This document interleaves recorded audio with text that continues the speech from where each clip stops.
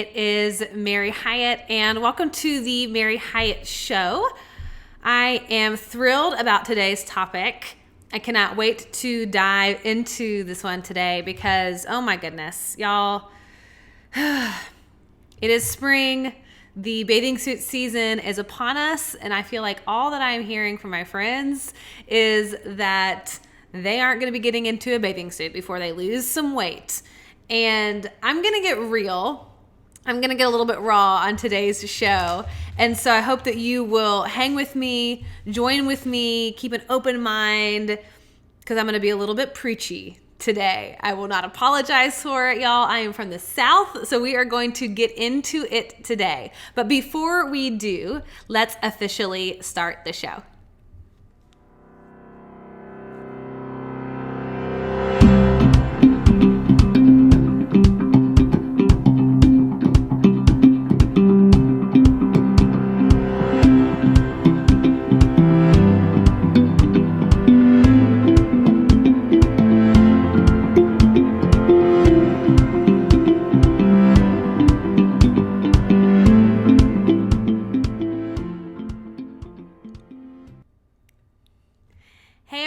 It is Mary Hyatt, and welcome to the Mary Hyatt Show, episode number 71.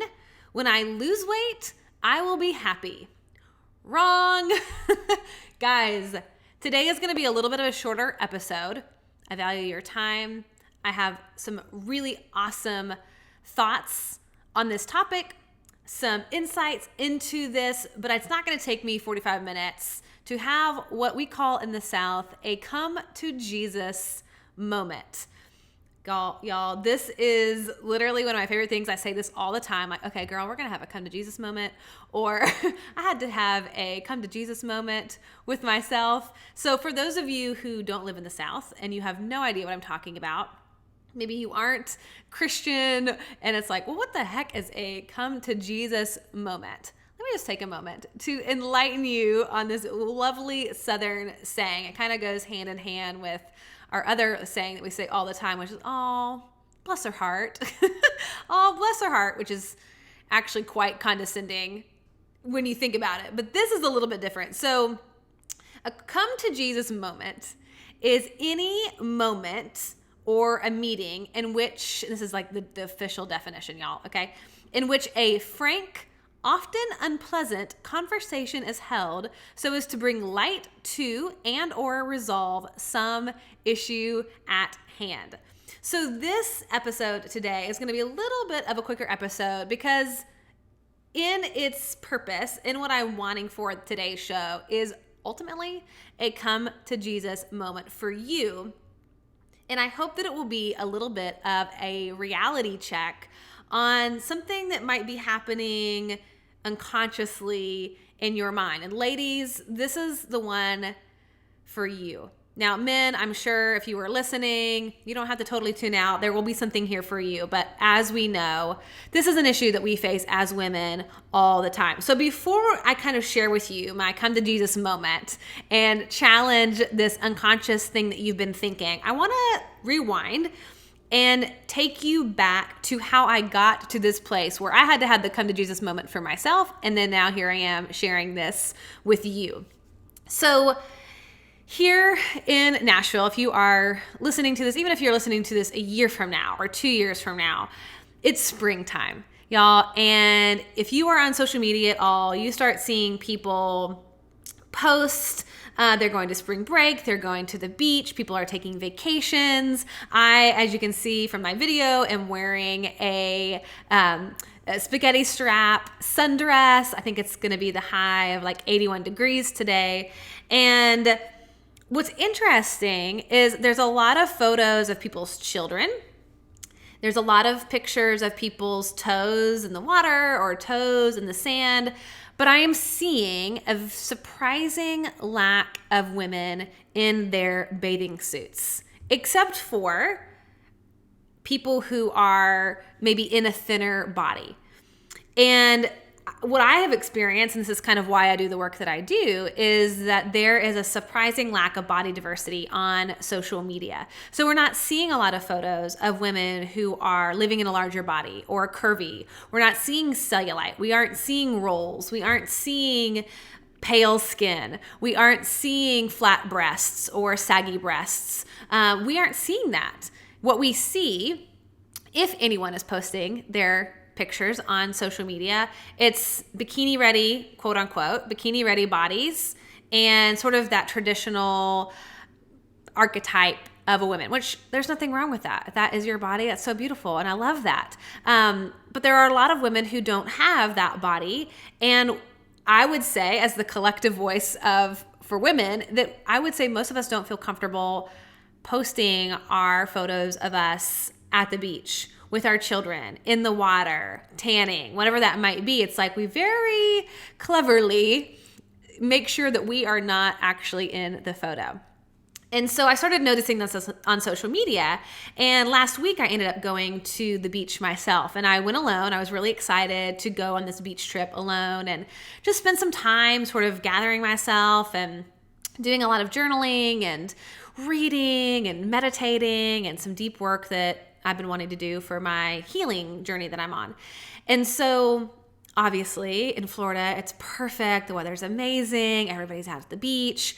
And I started to feel that little voice inside of my head that said, you can't wear a bikini, and you cannot wear, or certainly capture yourself through a photo or through a video, because you don't have that bikini body.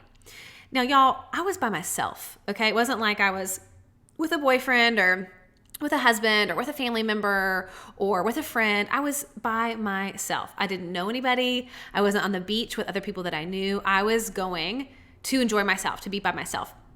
And yet there was still this judgmental voice that came in, this harsh critic, or what I would like to call the body bully, who was coming into play and saying, hey, your body's not good enough. You don't need to show that. It's gross. It's ugly. It's you've got all these stretch marks. You've got cellulite. You've got rolls. You've got saggy breasts. You've got a poochy stomach. You've got thighs that touch. All of the things were coming into play of self-criticism. You can't show up and be seen like this. Nobody wants to see it. People are going to make fun of you. It's going to be embarrassing. You're going to feel a lot of shame. So hide your body. So for the first couple days, I went to the beach, and I just went at sunset. So I went after the sun had, started to go down. It wasn't that hot anymore. And I wore a pair of shorts, which if you guys have followed my story for a while, I started wearing shorts for the first time about 2 years ago. So that did kind of feel like a victory. Like I'm wearing my shorts, I got my shorts on. I'm okay showing my legs. And then I had a long sleeve, kind of light little short shirt on. And so I went down to the beach and I pulled my chair out and did my thing and took my photo and video of my feet in the sand and my feet in the water. And I thought, okay, that's good enough. And so then after about 2 days of doing that, I realized, man, I want to get some sun on my skin. But I thought, God, I've got to lose weight first. Like, there's no way that I can show up in a bathing suit, certainly a bikini, and like just trot out there on the sand and do my thing without feeling like I got to alter my body first before I've earned the right to do that. I've got to shift something, change something, lose some weight, tone up, whatever, before I have societal's permission to show myself in a bikini. So in true Mary Hyatt fashion, I gave that the good old middle finger and said, you know what?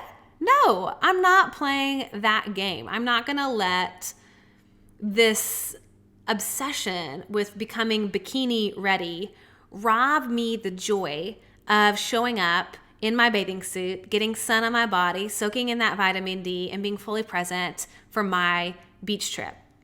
And I think for me, it was really profound to see this echoed throughout social media, this idea of the perfect bikini body. We've got to lose some weight. We've got to tone up. And there's all these kinds of programs centered around this to get ready for spring, to get ready for summer, to be able to, in a sense, be good enough to show up for the life that we're living. And if that isn't the case, then we don't get to live that life. We live an altered kind of life. We hide, we cover up. And so I ended up posting a video on social media with me in my 2-piece bathing suit, and I showed my stretch marks, and I was like, y'all, any body is a bikini body. We get to decide what that is. We get to decide how we choose to show up for our own life, and let's stop robbing ourselves the joy of our present moment by the fear of this body bully, this inner critic that is yelling at us. So, sweet ladies, the come to Jesus moment for you is this. And then again, this is a difficult conversation we're going to have today, but it's going to be awesome. You're going to feel liberated by the end, I promise you. Okay, so here it is. You have been stuck in magical thinking. You have been putting your life on pause. You have been sacrificing your happiness because you believe that until you lose weight, you cannot have the life that you want. And so y'all, I'm going to call bullshit on this one. And now for some of you who are listening, this isn't going to resonate with you. You know, you're doing your thing, you love your body, you're showing up, you're allowing yourself to be seen. So if that's you, just, hit pause on this, get to another episode, subscribe to the podcast, go in and listen to a guided meditation, listen to a previous episode. However, if you are the other 90% of women who want to lose weight, hang with me in this, okay? So let's talk about magical thinking and your body. So magical thinking is when you believe that something is the key to your happiness. That if this one thing changed, then you would be able to live the life you were meant to live. It's seeing the solution as external, outside of yourself, and it feels magical. It feels like, if I could just get that thing. It's like the silver bullet, the magic pill. That thing would change my entire life. And so when we attach this kind of magical thinking to the relationship that we have with our body, it looks like losing weight. That is the magical thinking. If I could just lose weight, then my life would be what I would want it to be. Then I would get what I would want, all of those things. And most women believe on some level that if they were to lose weight, their life would improve. Their life would be easier, their life would be better, their life would be happier. But I want to make this really applicable to you because each of us has a little nuance in this. So we all have this thinking and this obsession around losing weight. We spend a lot of energy, a lot of money, a lot of time around this obsession of if I could just lose the weight. But I want to dig a little bit deeper with you specifically because I want to discover what you think would happen if you were thinner. In your mind, so wherever you find yourself listening, if you've subscribed to the YouTube channel, if you have subscribed to the way that you're listening to this through Spotify or Apple Music or SoundCloud or whatever, and if you haven't subscribed, make sure that you do that. Then think about that, wherever you find yourself listening to this. What is it for you? In your mind, how would your life improve? So complete this sentence for me in your mind. And if you want to, jot it out, pen and paper, do a journal exercise. When I'm thin, ... So complete the sentence for yourself. When I'm thin, what would happen? What would change in your mind, the magical thinking? What would just turn around immediately? What would happen if you suddenly lost some weight? So think about that. How would you show up differently in your life? What would you do differently? How would your relationships change? In your mind, again, this is magical thinking. What do you think would improve? So here are a couple of examples that I got from some of my followers. I'd want to go out more. I'd be more attractive to others. My sex life would be amazing. I'd have a sex drive.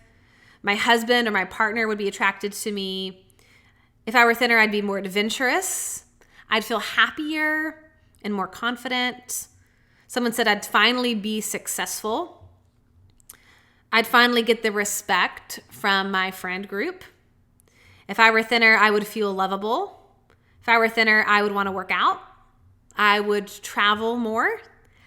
I would have more friends. I would be more outgoing. My dad or my mom would be proud of me. I'll finally start that business.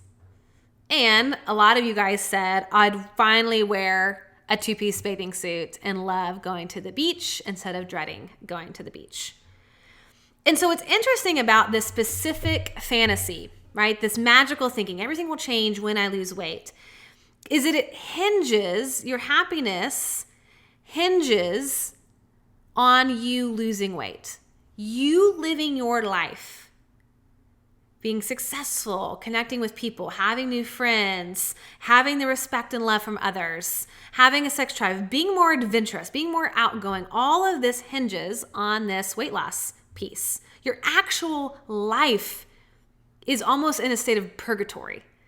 That suspense, that suspending of time, that in-between place of, I can't live my life now, but I haven't yet lost the weight, so I'm not there yet.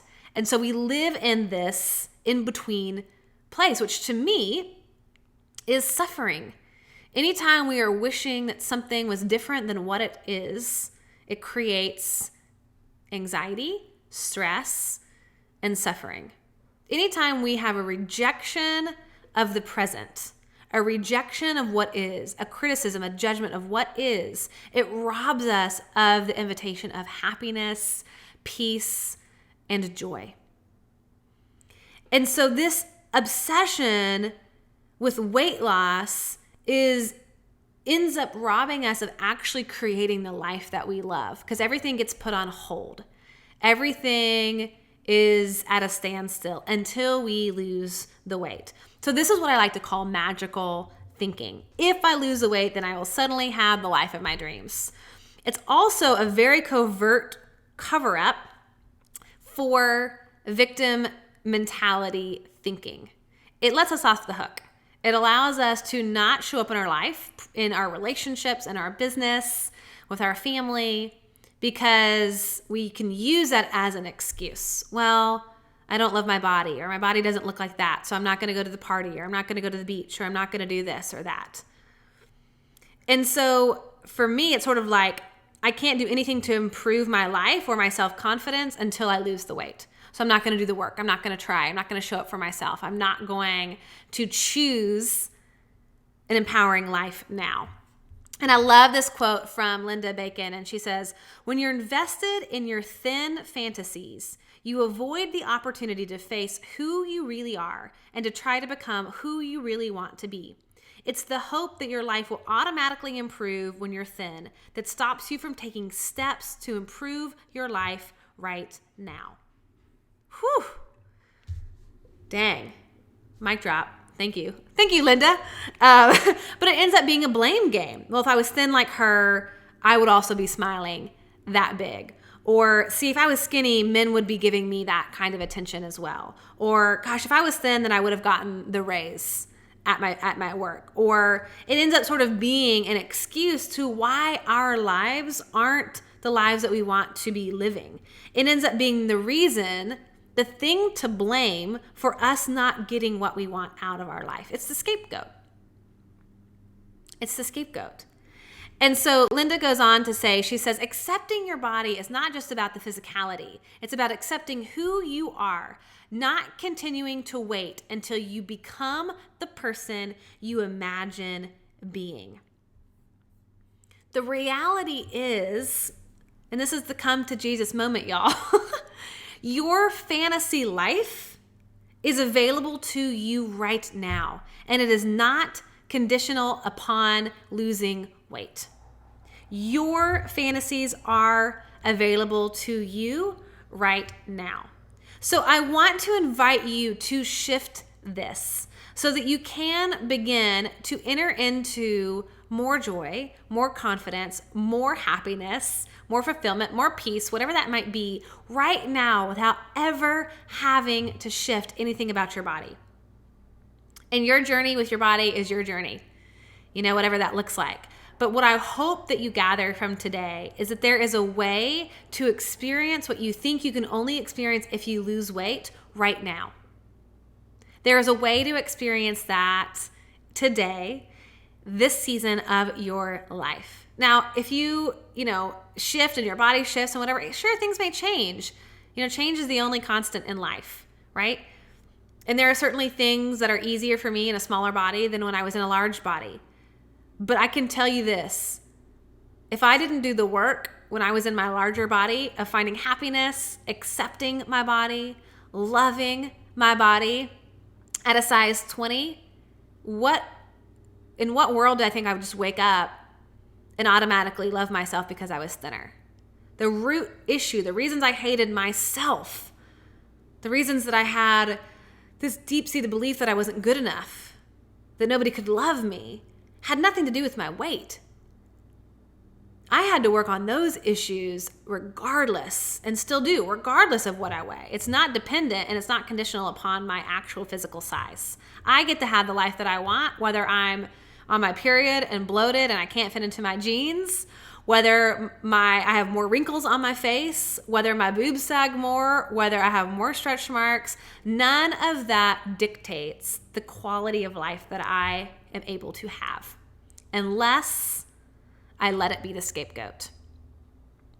I told y'all, come to Jesus. Come to Jesus moment, y'all. So here's the shift. We need to ask ourselves some new questions. We need to look at this from a different angle, because if we keep on waiting to be thinner in order to live our best life, we are going to literally waste our entire life. Everything will be put on hold, and we will not have that experience. So instead of asking the question, how can I get thin? We're going to ask this question. What would it look like to start living the life you think the weight loss would give you permission to live? What would it look like to start living the life now that you think the weight loss would give you permission to live? So in your mind, you can begin to think like, what is one thing that I could do today that would help me feel more sexy, more confident, more beautiful? What is one thing that I can do today where I will feel more adventurous? How can I enjoy sex right now? How can I move my body in this body right now? Like for me, when I was at my heaviest weight, sure, I could think, okay, well, when I'm thinner, I'll be able to run, or when I'm thinner, I can go to the gym and work out. It's like, well, that's not where my body is right now. So what would feel enjoyable? What would I love to do right now? How could I move my body today? Well, I can go on a really slow walk, and that's enough. I ended up going to water aerobics, geriatric water aerobics, you guys. Freaking best thing in the world. Hanging out with 70 and 80-year-olds in the water, doing some movements. It was freaking great. And that was what my body could handle because I had a lot of pain in my joints. And so it's like, what can I do today? What's something that I can do with my friends that would be fun over the weekend? Like if you're thinking, well, I can't really connect with people or have great friendships or have fun until I'm thin. Well, screw that. What's something you can do this weekend that would be fun? What's the next step that I need to do to start my business? Like if you gave yourself permission to live this magical fantasy life that you think is only available to you if you lose weight, if you gave yourself permission to live that life today, right now, we're not waiting. What does that look like? What's the first step that you can take to embrace that life now? To have it be unconditional, to not be dependent on the state of your physical body. And you guys know I talk a lot about body diversity, and I really believe you can be healthy at every size. There's no good bodies, there's no bad bodies. Every body is a good body. And so there's a lot of challenge of thinking in those terms, removing the stigma away from the size of our body and saying, you know what? F this, man. I get to live my body now, today. I get to live my life in this body today, my best life today in this body. It doesn't have to shift. It doesn't have to change in order for me to enjoy life, to receive the love that is available to me right now, to receive the abundance that is available to me right now, to receive the success, the connection, the confidence, the peace, the fulfillment, the purpose. I can do that right now. The only limitation that I have is by putting conditions on it. So what would it look like to start living the life you think the weight loss would give you permission to live? What would it look like to start talking to yourself in the way that you talk to yourself if you had lost weight? Because people think, well, gosh, when I lose weight, then I'll love myself. Then will speak kindly to myself. Then I will praise myself. Then I will be proud of myself. What if you could speak to yourself that way now? What would it take for you to feel joy without anything changing in your body? What would it take for you to feel happiness without anything changing about your body? What would it take for you to feel inspired without anything changing in your body? You can live your thin fantasy life right now in the body that you have today. It just requires that you remove that condition of being thin. And what you have control over is how you choose to show up in your life, how you choose to show up in presence, in unconditional love, in deeper compassion, more tenderness, giving yourself permission to live that life now. And what's interesting, I think, for me, and this is sort of another layer of the investigation of this unconscious thought, is that this desire to want to lose weight and thinking that this will fix our lives is really, to me, just an invitation to see where you want things to shift and change in your life. What areas of your life are you unsatisfied with? What areas in your life are causing you pain, are causing you suffering that you think weight loss would solve? Areas in your life that maybe feel out of alignment with what you want to do, how you want to show up, how you want to be seen, where you want to be heard. Thinking you need to lose weight so that you can have that life is just an invitation to go, there's some tension here in my life. It isn't the way that I would want it. Now, the magical thinking is I have to lose weight to get it. But if we remove that, how can you get that now without the condition of weight loss? And to me, it's offering ourselves permission now. More self-love, more compassion. So this is the reality check. This is the come to Jesus moment, y'all. Are you willing to sacrifice living until something in your life or your body changes? Are you willing to continue to sacrifice living your life, putting it on hold until something in your life or your body changes? I hope there is a resounding hell no. I am not doing that. I hope that this is the year that you break free from that you get to show up in your bathing suit, if you want to, on social media. Own it, that every body is a good body. That you give yourself permission to start living the life that you want to live right now without anything having to change. So there you have it, y'all. I told y'all this would be a short and sweet episode, a quick come to Jesus moment. We don't need to spend time further because it's just as simple as that. Showing up as you are with love and acceptance today and choosing to live your best life now. All right, y'all, thank you for hanging with me, for being on here. And of course, however you're listening to this, I encourage you to subscribe, hit that subscribe button so you don't miss out on my guided meditations that I don't announce through social media or I don't announce through my newsletter. Those are just going to be for you. They will pop up on your phone and say, hey, Mary's got a new guided meditation that you can listen to and follow. Anything else that I might have that is a special episode, make sure you hit subscribe either on YouTube or however you are listening to this podcast currently. I would so appreciate it. But until next time, the purpose of life is to be grateful, to be great, and to be full. Hope you guys have a fabulous rest of your week, and I will see you next week. Bye, guys.